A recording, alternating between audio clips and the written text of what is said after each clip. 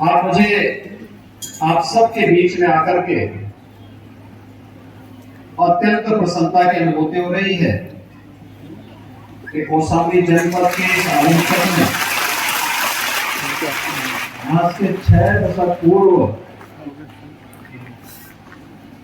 जब अपने पूर्वजों की धरोहर को संरक्षित करने और उस परंपरा को यहाँ की स्मृतियों में बने रहने के लिए जब उस समय के प्रख्यात अधिवक्ता श्री देवेंद्र नाथ श्रीवास्तव जी ने इस विद्यालय की शुरुआत की होगी, उस समय क्षेत्र कितना पिछड़ा रहा होगा, लेकिन मन में एक भाव था परोपकार का, जन सेवा का, पूर्वजों के प्रति कृतज्ञता भाव को व्यक्त करके हुए उनके नाम की अमरता को बनाए रखने का। और आज उनका ये सपना यहां पर महेश्वरी प्रसाद इंटरमीडिएट कॉलेज के रूप में साकार रूप से हम सब के सपने सामने मूर्त रूप में है। मैं इस अवसर पर सबसे पहले विद्यालय के संस्थापक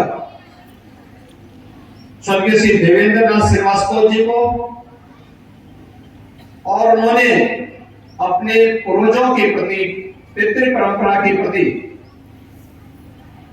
श्रद्धा का भाव रखते हुए, कृतज्ञता का भाव रखते हुए जिस संस्था की स्थापना की, बाबू महेश्वरी प्रसाद जी को,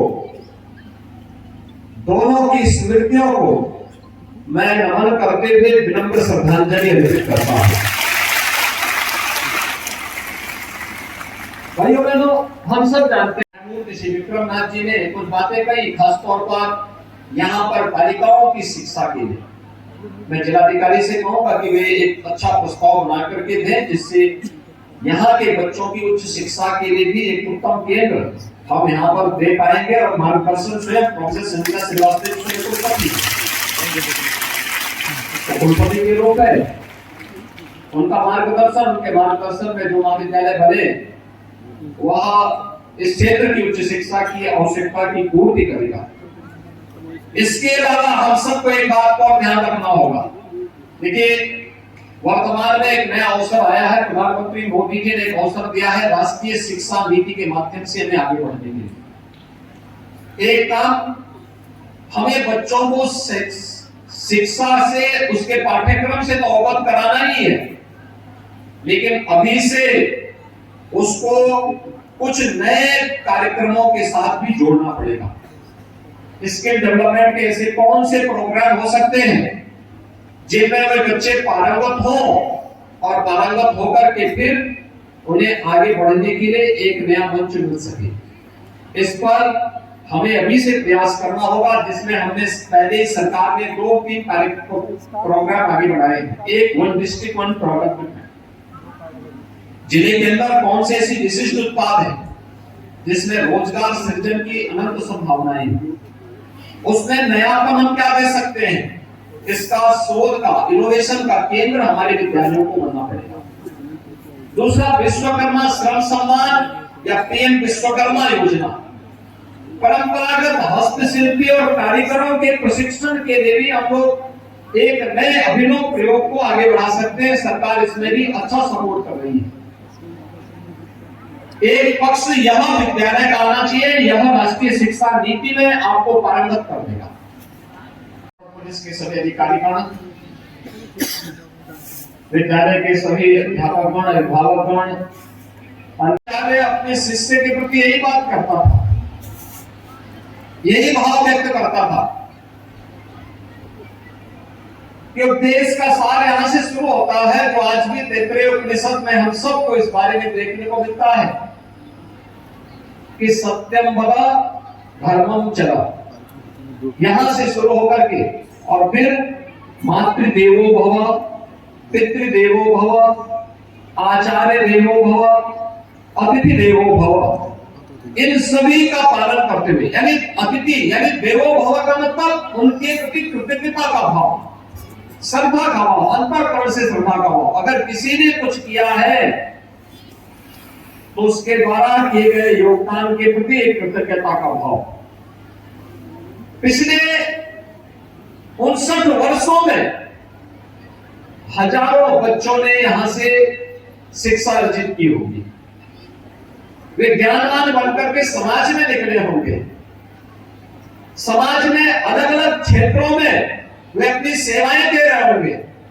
कोई समाज सेवा के क्षेत्र में होगा, कोई शिक्षा के क्षेत्र में होगा, कोई व्यापार के क्षेत्र में होगा, कोई जीवन के अलग अलग क्षेत्र में रह करके किसी न किसी प्रकार से समाज और राष्ट्र के निर्माण में अपना योगदान दे रहा होगा। आज अगर वह कुछ कर पा रहा है तो उसके पीछे माँ बाप का संस्कार और माँ बाप के योगदान के साथ साथ इस विद्यालय का भी कंट्रीब्यूशन है। भारत माता की, भारत माता की, वंदे वंदे वंदे। कॉलेज के आज के इस समारोह में विद्यालय प्रबंधन के संरक्षक माननीय न्यायमूर्ति परम सम्मान्य श्री विक्रमनाथ जी,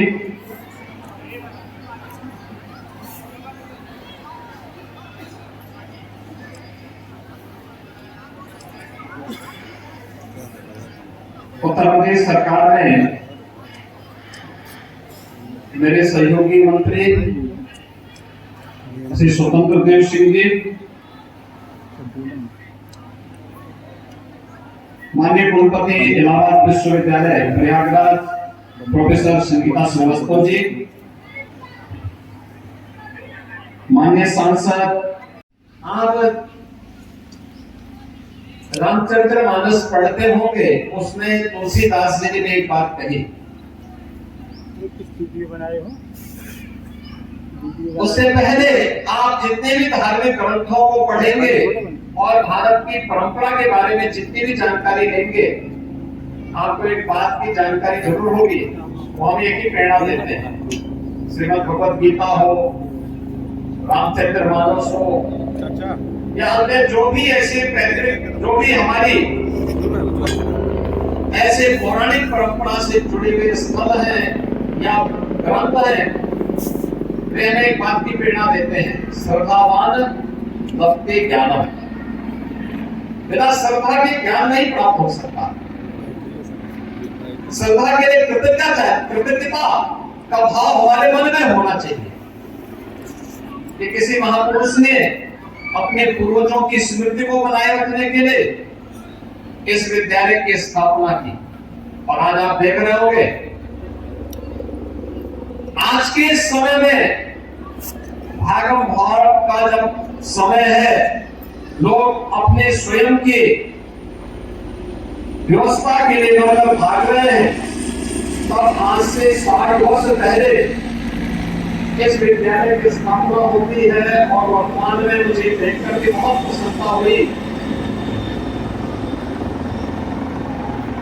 कि 2526 बच्चे वर्तमान में यहाँ इस विद्यालय में अध्ययन कर रहे हैं और जिनमें 1353 बालिकाएं पढ़ रही हैं। बहुत शुभ संकेत है, बालिकाएं स्कूल आ रही हैं। बालकों की संख्या मात्र 1173 है। यानी बेटियां एक बार फिर से यहाँ पे भी स्थान प्राप्त कर ली, आगे अपना स्थान बना ली। ये जो 2500 से अधिक बालकों को उन्हीं के जनपद में, उन्हीं के गांव के इर्द गिर्द शिक्षा का एक उत्तम केंद्र मिला है। इसके प्रति, विद्यालय के संस्थापकों के प्रति, जिस महापुरुष के नाम पर है उनके प्रति हमारे मन में एक कृतज्ञता का भाव होना चाहिए। आप सब जानते होंगे कि जब हम लोग अपने प्राचीन गुरुकुल परंपरा में भी दीक्षांत समारोह होता था